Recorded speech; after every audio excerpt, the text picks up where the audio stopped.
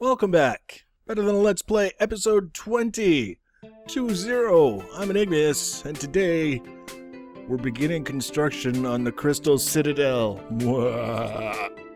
Something I mentioned when we were first talking about this project, that it was going to be made mostly out of ice, but because you can't really walk around on ice very well, that we were going to lay down a sheet of glass on top of the ice so that we can walk around on it just like we would walk around on any other normal surface. So that's sort of the first thing that I had to do here. Now you can see I've got dirt blocks placed on this gigantic sheet of ice that we placed in the last episode, and I kind of placed them a little bit prematurely because realistically speaking the dirt blocks should be sitting on top of the glass. So I have to relocate them, which, as you know, moving a single dirt block is like an all-day activity. But we got it done. I sped it up because, you know, the last episode was all just putting in the sheet of ice. And, you know, there's only so much of that that's entertaining. This time around, we're focusing on, we're actually building. And as is my custom, we're building first out of dirt, so that we can kind of get a feel for how things are going to look when they're all put together. And that's kind of, I don't remember exactly when I adopted that as the basic method of getting a feel for how things are going to look, but I'm pretty happy with it, to the effect that I don't even think about starting a build without an abundance of dirt on hand so that I can mark things out.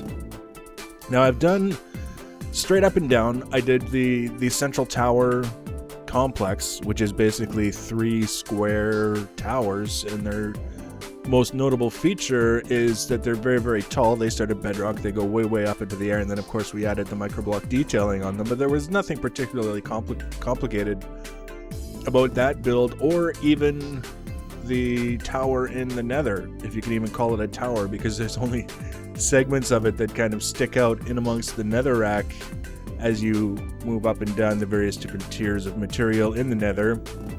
And then we built the underwater tunnel, which was a tunnel, there's not much to say about that, leading to a staircase up to a giant frickin' pumpkin. Now the pumpkin was a pretty involved build in terms of the shape, but aside from the actual face itself and transitioning on the bottom to make it look kind of pumpkinish as opposed to just a sphere, the entire shape I got off of a website, plots.co.uk.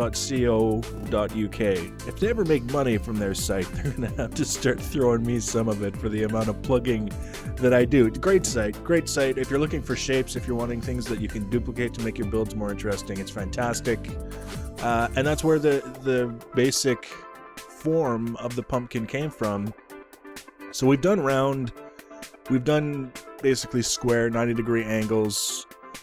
Now I wanted to do something angular, and what better place to do that than in an ice setting, because ice is crystalline. It's not a round sort of thing. It's all angles coming together in various different places and things of that nature. Even the snowflakes are an indication of that.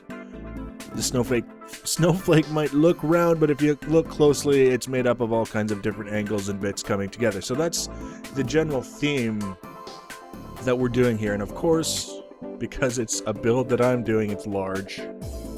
It's very, very large. And what you see with the dirt there, which is going to get progressively harder to see as we convert it to ice, is that we've got an angle leaning away from the center, and then we've got sort of that shape.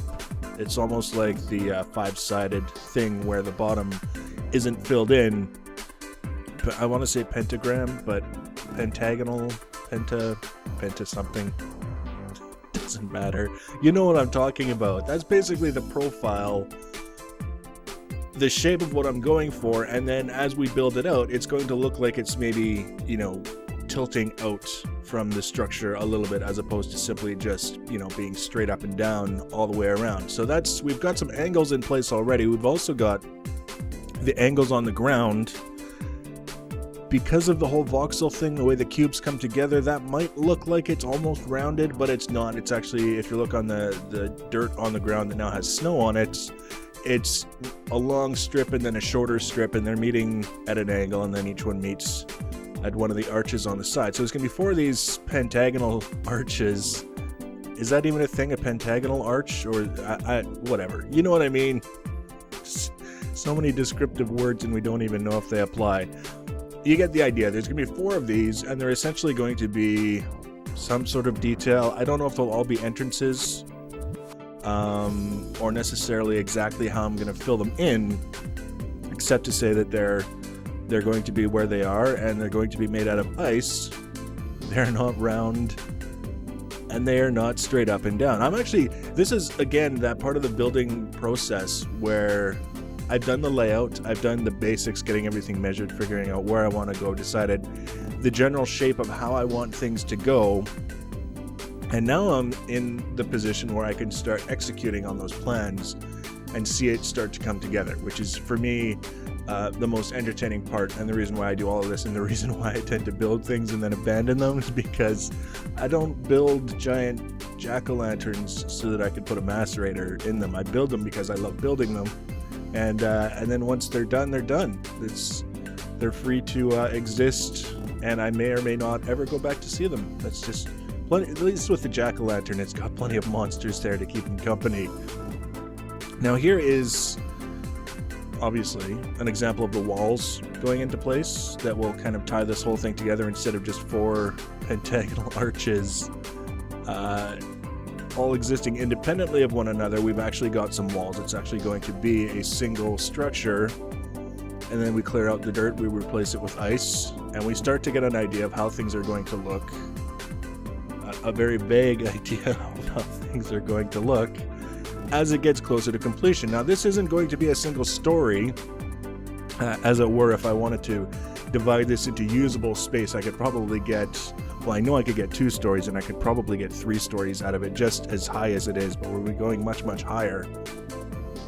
And this is probably one of the best views that I can offer you to give you an idea so far of how this is shaping up. You can see it's ice, so I kind of have to give a little bit of thought as to how I'm going to keep this visible as we go through. Once we start getting rid of all the dirt and all those other things, it's that opacity. You can see through it, so it might not be entirely visible in every circumstance, and I'm not really sure exactly what it is I might be able to do about that. I know I'm at a point now where I think putting some lights in might help, if not to make the ice more visible, just to keep everything else more visible, because it just seems, for whatever reason, that it's always nighttime in my world. Even though I have video proof that there are day cycles, it just always feels like it's nighttime, and I don't know why.